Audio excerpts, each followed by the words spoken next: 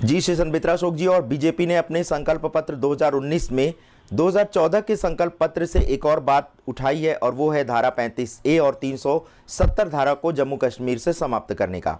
हमारा प्रश्न आपसे ये है कि जब बहुमत में 2014 में बीजेपी की सरकार थी, तब उसने इसे हटाने का प्रयास क्यों नहीं किया? और ऐसे में जब राष्ट्रपति भी उन्हीं के द्वारा चुना गया, तो फिर राष्ट्रपति के पास तो इन दोनों धाराओं को हटाने का विशेषाधिकार था, तो फिर ये दोनों कार्य अधूरे कैसे रह गए? और इस बात को लेकर के जनता उनसे प्रश्न पूछ रही है। That is mandatory to control Kashmir, और वो करना होगा। एंड माननीय मोदी जी एक ऐसे व्यक्ति हैं, वो किसी भी चीज़ को बीच में नहीं आने देते जिसमें आपका सिस्टम करेक्ट होना है। सिस्टम को करेक्ट करने के लिए जो भी रूल रेगुलेशंस चाहिए वो बनेंगे। 2019 में बहुमत की सरकार आएगी।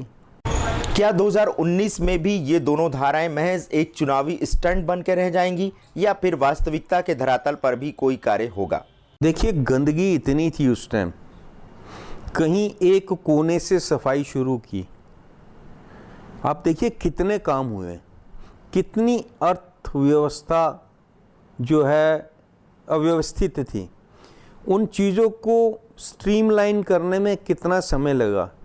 पहले 2 साल में तो ये पता ही नहीं लग रहा था कि कोई सरकार भी है कि नहीं है, लेकिन अंदर ही अंदर काम चल रहा था, जिसमें आधार कार्ड की लिंकेज, आपका इनकम टैक्स का डिजिटलाइजेशन ऑफ कंट्री, और बैंक में हर एक गरीब आदमी का अकाउंट खुलना।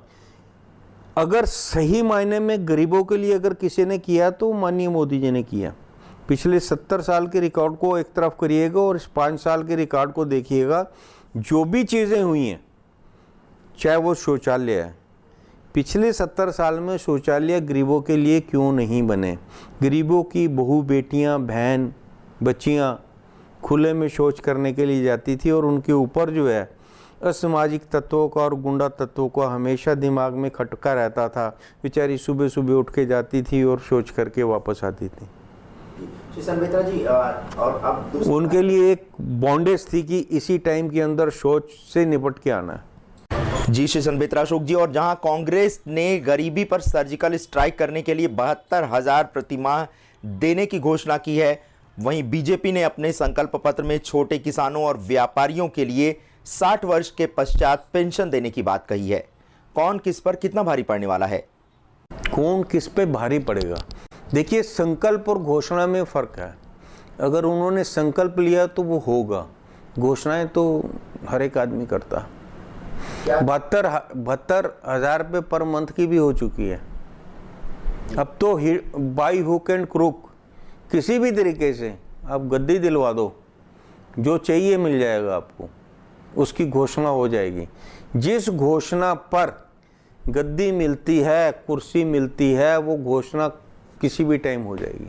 जी श्री संबित अशोक जी, तो क्या जनता कांग्रेस की 72,000 वाली स्कीम की बात मानेगी, या फिर पेंशन वाली बात पर वो अपना वोट करने का मन बनाएगी बीजेपी के लिए?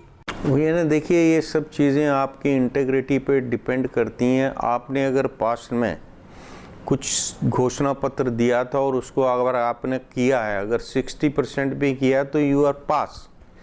पास्ट में क्या होता रहा, घोषणाएं होती थी, सरकार बनने के बाद वो सब साइडलाइन हो जाती थी। लास्ट में फिर सिर्फ उद्घाटन समारोह होते थे, और वो अगली सरकार आने तक वो फिर कई ऐसे प्रोजेक्ट्स हैं जो पिछले 20 साल से पेंडिंग चल रहे हैं।